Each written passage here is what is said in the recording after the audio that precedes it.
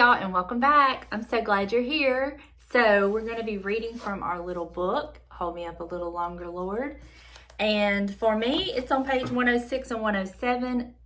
But if it's not on that for you, the title is Getting at It. So if you want to be looking that up real quick, I just hope you had a wonderful weekend, a beautiful Memorial Day. Yesterday was actually Memorial Day for us, and it was very chill, low-key day at home. We actually did our family celebrating the day before, and it was a wonderful time. But yesterday was definitely a day to reflect. And yesterday was a day that all of these little lessons we've been going through on here put me to the test. And I had to practice, quote unquote, what I preach. And I have an item on Marketplace I'm trying to sell that I no longer need. And this person, I don't know why they feel the need to get so sassy and smart with you, because they've not done their research and believe what you're actually selling is what you're selling. I understand there's a lot of cons out there, but just do your research and you'll find out. I'm trying to sell an iPad, and they were telling me it wasn't what I had it listed as, and I have all the information on there.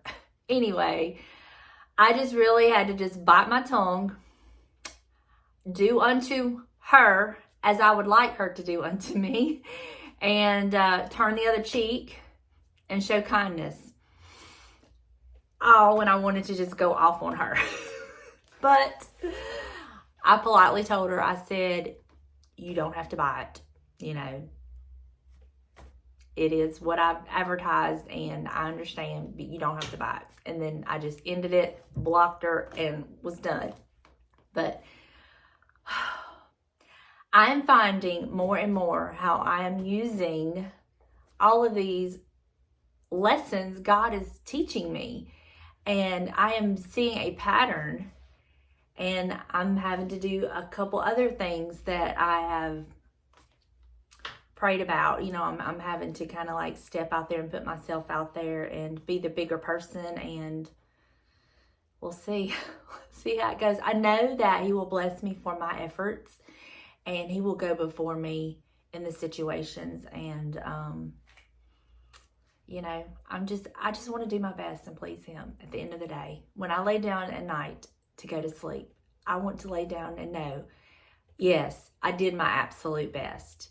Even if I messed up, I asked for forgiveness and tried to, do better. That's all any of us can do. So if you're being tested, if you're finding yourself in situations where some of these little chats that we have are coming back as reminders, you are not alone. Right there with you. Right there with you. So with all of that being said, let's see what God wants to tell us today. All right. Getting at it. Oh Lord, please help me to stop worrying about this annual bazaar they've put me in charge of and get at it. You know how weak I am and what a procrastinator. How I let myself get talked into these things I sometimes later regret. How I lie awake nights dreading what I've undertaken, scared I won't be up to it. You know the times I've panicked, even considered making excuses for myself and trying to get out of it. And the longer I put off getting started, the worse it gets. Now with your help, that is going to stop. Not only because time's flying by and there's so much to be done, but because I'm ashamed of this self-inflicted suffering. So here goes, God. Today, this minute, I'm getting at it. There, the very resolution has a calming effect. I'm drawing up a plan of action. I'm calling committee meetings. I'm already getting ideas, exciting ones.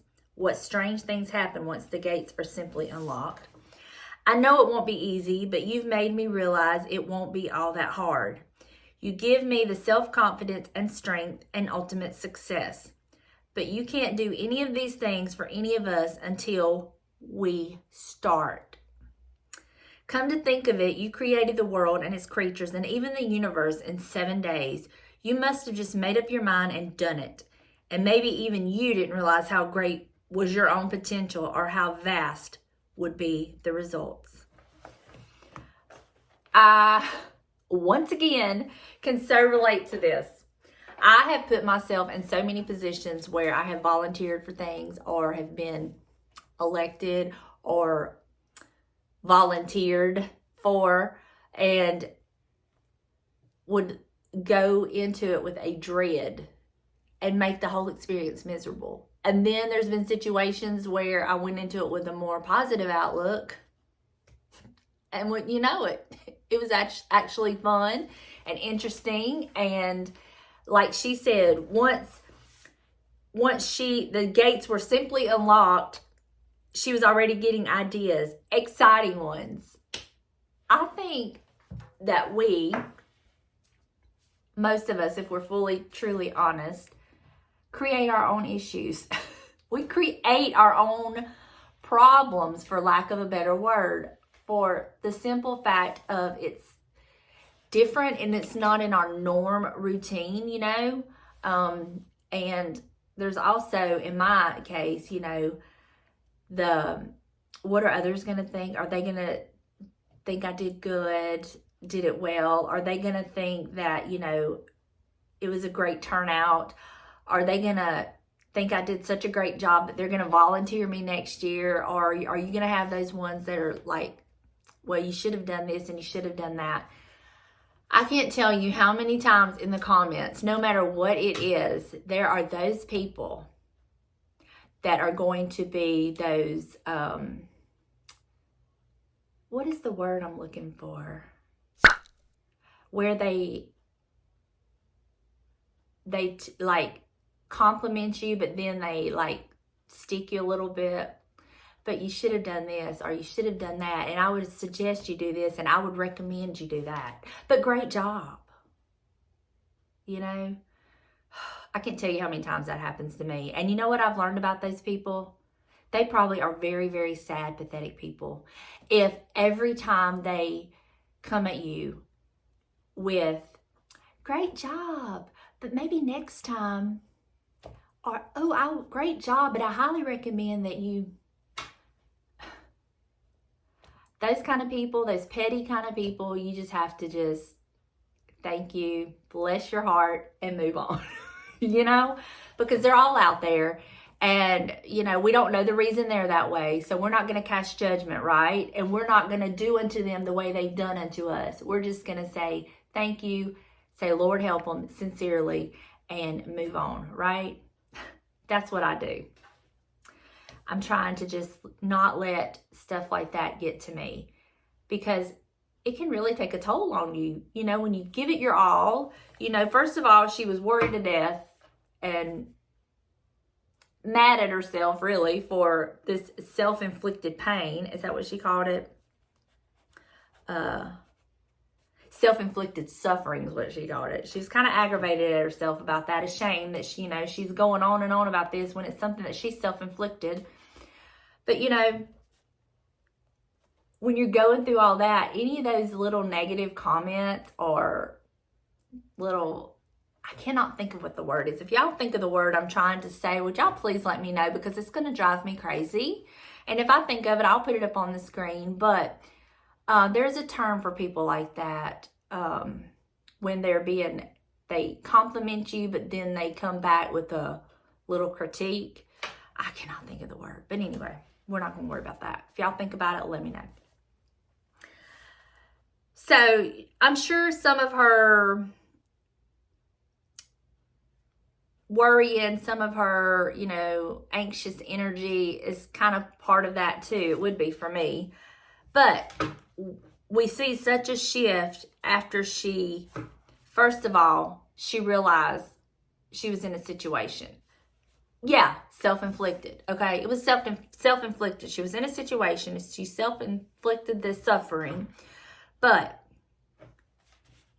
instead of laying there belly aching, whining, and feeling sorry for herself, she realized, you know what? This isn't getting me anywhere. Let me go to the one who can do something about this. Let me go to the one who can help me. Let me go to the rock. Let me go to the one who's higher than I am. Let me go to the one that is an all-knowing. Let me take it to the Lord. And y'all, I've said this before, and I'll say it again, because I've read on different video comments and like Instagram comments and stuff on different people's stuff. I've never had this said to me, but God does care about everything that we care about. No matter how little or insignificant it may seem to somebody else, no matter how huge and overwhelming it may seem, He cares about everything. If it matters to you, hear me now, if it matters to you, I'm not talking about your husband, your kids, your family, your friends. I'm talking about if it matters to you, if it's bothering you, if it's worrying you, if it's making you anxious, self-inflicted or otherwise, if it matters to you, it matters to God. And I'm a firm believer. He wants us to take everything to Him, no matter how big or small or insignificant it may seem to somebody else. He wants us to take it to Him. He is there for us. And yes, He has time for us. He is so awesome that He can help us with the little things and also be helping others with the really big catastrophes. He's that good because He's God. So never feel ashamed. Never let the devil or anybody else for that matter tell you you're silly for going to God about that. You're silly for wasting God's time about that. God's got better things to do and more important things to do than worry about you getting yourself in this situation where you're over the annual bazaar. God ain't got time for that. That is a lie from the pits of hell, and you need to rebuke it in Jesus' name because God cares. If it matters to you, if it's something that is really bothering you, turmoil, self-inflicted or otherwise, God is there for you. And never let others make you feel guilty or ashamed for taking your situations to God. Because let me tell you something, you get a lot of these little things that you've taken to God, and you get a lot of answered prayers for these little things you've taken to God. You add it all up and you got a big thing. You got all these times that God took what was so insignificant to somebody else, but it mattered to you, so it mattered to Him, and He heard your prayer and He answered your prayer. And before you know it, you got a notebook full of answered prayers. And you will never know what your testimony of those answered prayers will do for others. You just never know. So you take anything that is concerning to you and bothering you and worrying you, keeping you awake at night. Talk to the Father. Take it to Him. Let Him be a source of help for you. I assure you, He's there ready, waiting, and able to help you. He wants to. Just like no matter how big or small, our kids come to us with stuff that is really bothering them, that they can't figure out, that they don't know what they've got themselves into, and what are they going to do? Do you think that we're just going to say, hey, look, that's just not important enough for you to bother me with that? No, we're not going to do that. We're going to sit down and we're going to help them figure out, and we're going to take care of it. And together we're going to work out a plan. God is no different. God is more loving and more able to help you than we are able to help our kids. So I just feel that so strongly that you got so many people out there that believe this, take everything to the Lord. And then you got some of those that believe, oh, you shouldn't be worrying God with that. You shouldn't be taking that to the Lord. You shouldn't be wasting God's time with that. Look at all the homeless people. Look at all these little children that are going hungry. Look, He's got enough. You don't need to be worrying Him about stuff like that. I don't believe that. I believe if it matters to you, it matters to Him. I believe if it worries you and is concerning to you, it's concerning to Him. And you take it all to the Lord. And if He tells you otherwise, like, don't be bringing all this to me, then you don't go with what He tells you. But He has never turned me away. And I have talked to Him and took some things to the Lord that I'm sure people would laugh at. But He has never turned me away. He's always been there for me. And that's how we grow our faith. That's how we learn to trust. Because if we can trust Him with the little small things, and the more that happens, then we learn. And our faith grows and we're able to trust Him and grow our faith in him and start really going to him with the big things. It's a process. You know, just like our babies, you know, they learn to roll over. They learn to scoot. They learn to crawl. They learn to walk. They learn to run. Same thing with God. I may not be the most intellectual person when it comes to God, but I simplify God sometimes because I think some people overcomplicate God. I think they really overcomplicate God. And years ago, God revealed to me himself. So I don't care what other people say. He revealed to me through being a mother to my children and how I would discipline them and take care of them and even be disciplining them, getting on to them not to do something, and they did it anyway and they ended up getting hurt. I didn't just say, oh, well, I told you. No. I grabbed them up in my arms and I took care of them.